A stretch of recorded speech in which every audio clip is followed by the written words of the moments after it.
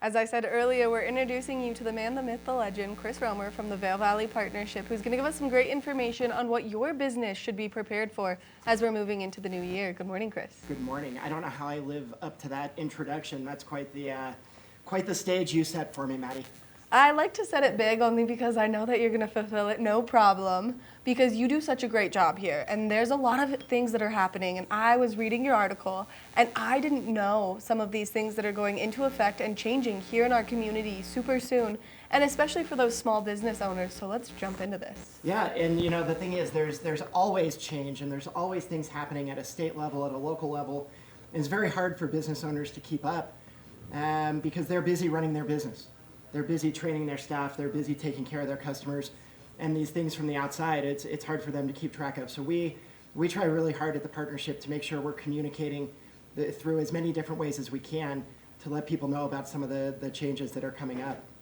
Which I think is really important, and especially because there are a lot of things that are happening, and we're into this brand new year, which I feel like that's when those really big, heavy-hitting changes happen. And so the first one, of course, is the plastic that we've got kind of now banned completely. And so you can't go into any grocery store, any gas station, and get one single-use plastic bag. Right, so the plastic bag, that was a state legislative component, went in effect on January 1st.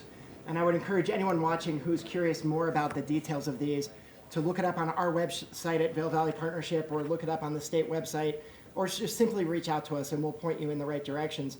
But yeah, the state has banned that single-use plastic bag, so you'll no longer be able to get that at Walmart or City Market or Safeway or retail stores. So you need to bring your reusable bag.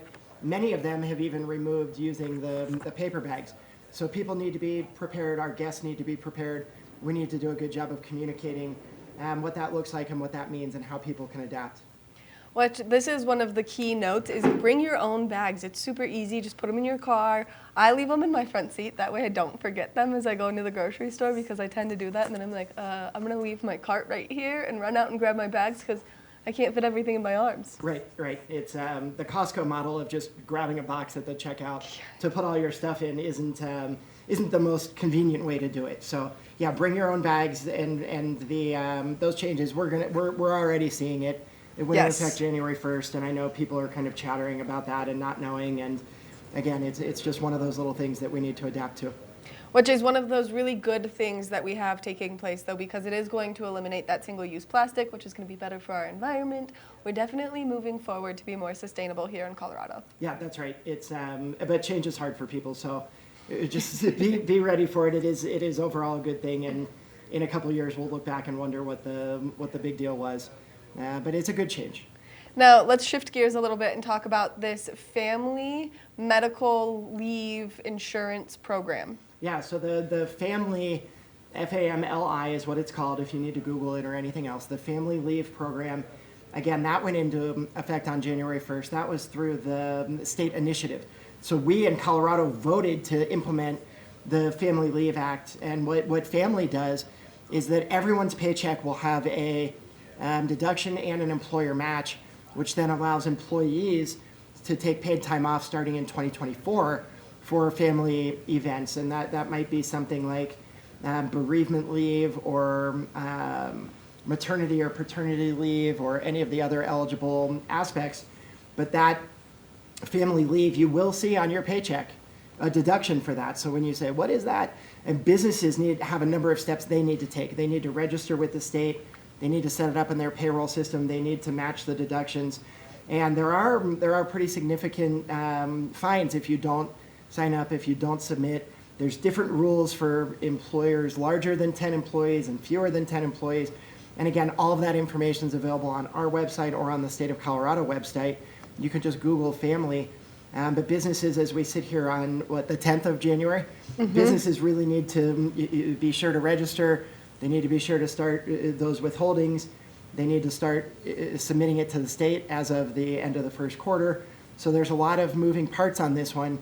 And again, our job at the Chamber and what we really want to do is make sure people are aware of these changes and the things they need to do so they're not caught flat-footed when they start to get an invoice from the state or a penalty from the state. We don't want to see that. So we want everyone to follow those rules and go on the state website, get yourself registered, start your withholdings for your employees and get those things submitted. Well, and especially because we've got so many wonderful small businesses around here that it's really important that they stay on top of this so that they don't have to deal with those penalties and those fines that are going to come their way, because I feel like we're just starting to slowly, fully recover from COVID. It's important to keep your feet on the ground right now. That's right. And there's, again, so many changes, Maddie, and so many different things coming, and so hard for business owners, especially the small business owners. Yes. And if you have fewer than 10 employees, you don't need to do a company match, but the employees still have a withholding. So there's moving parts, and you need to communicate that to your people. You need to get registered. It's really, really important. All of these things are important, and for more information, of course, you can check out the Vail Valley Partnership website, because it is the place filled with answers. You guys do such a good job at informing businesses so that way they can stay afloat throughout our community, and so we want to thank you for that. Yeah, you're very welcome. VailValleyPartnership.com, or just give us a call. We can walk you through some of these things. Now, some other things that we have to talk about: the Eagle Valley Regional Transit Authority tax. Yeah, the Eagle Valley Regional Transit Authority, that was voted in by the voters in 7 of our 8 communities. Back in November, a half-penny sales tax to fund a new regional transit system, where it's going to be really great with free fare zones and commuter routes and all kinds of improvements and enhancements to our transit system.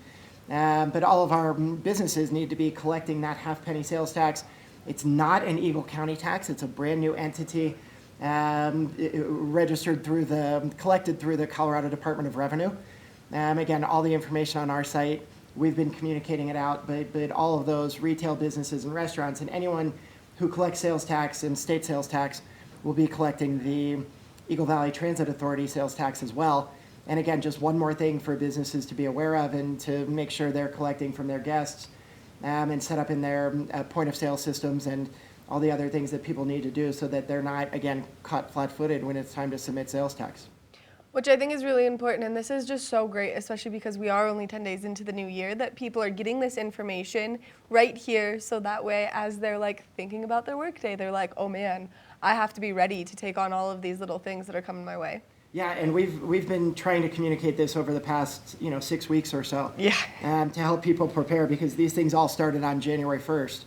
But I think we'll be communicating it through February or March, because there's always, it's hard because people are really busy and there's a lot going on, and we're in the middle of our busiest season, and so many factors that it's as many points of contact as we can. So that's why we appreciate being here with you guys this morning.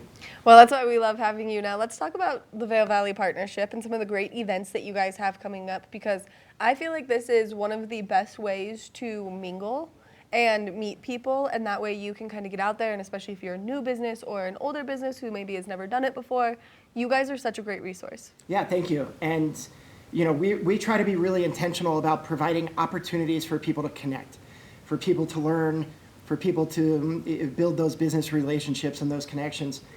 So we have an event this Wednesday, our legislative town hall.